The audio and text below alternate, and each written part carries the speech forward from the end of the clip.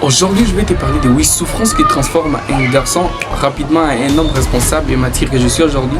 Ça a marché avec moi, c'est pourquoi je vais te le parler. Let's go! Si tu viens de me découvrir dans cette vidéo, moi j'attends des conseils et je donne des idées pour... Mais avant de commencer, prenez d'abord une minute de vous abonner, de liker la vidéo, car cela nous donne du courage à améliorer nos contenus chaque semaine, car ma chaîne est bénie pour te bénir. Je disais que je vais te parler de 8 souffrances qui transforment rapidement un garçon en un homme mature, responsable que je suis aujourd'hui.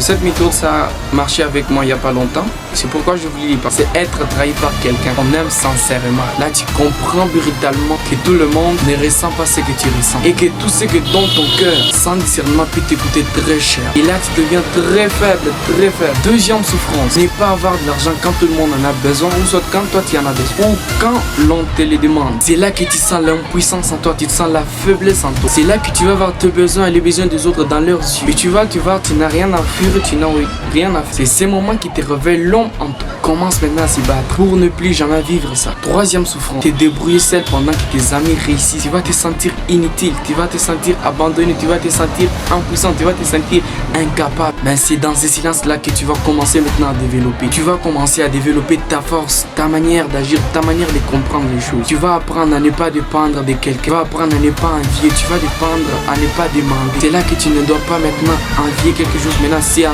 toi maintenant tu vas commencer à créer ton propre chemin. Quatrième souffrance, devoir cacher ta douleur parce qu'un homme ne plaît pas. Un homme trouve la solution. À la place de pleurer, tu souffres sans parler, tu avances sans soutien. C'est là que tu découvres que le monde ne sauve pas. Et faible que tu es, c'est alors que tu deviens fort. Pas parce que tu veux, mais parce que tu n'as pas le choix. Cinquième souffrance, échouer après avoir donné tout, après avoir tout le meilleur de toi-même, après avoir donné tout ce que tu avais. C'est alors que tu réalises que l'effort ne garantit pas. C'est alors que tu apprends la résilience, la patience et surtout tu te rends compte que ceux qui réussissent sont souvent ceux qui ont échoué. 10 fois sans abandonner.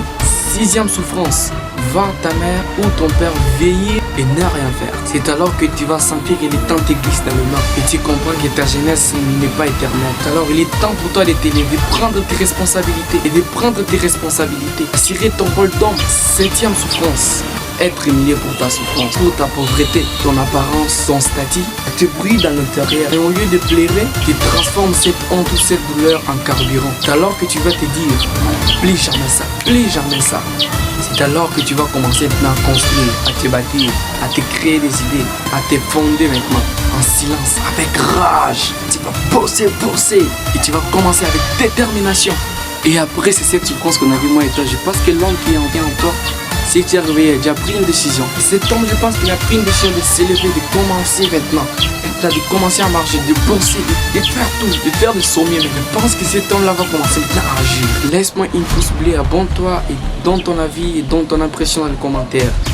Un jour, on vivra tous la vie pour laquelle on prie chaque jour. Ciao.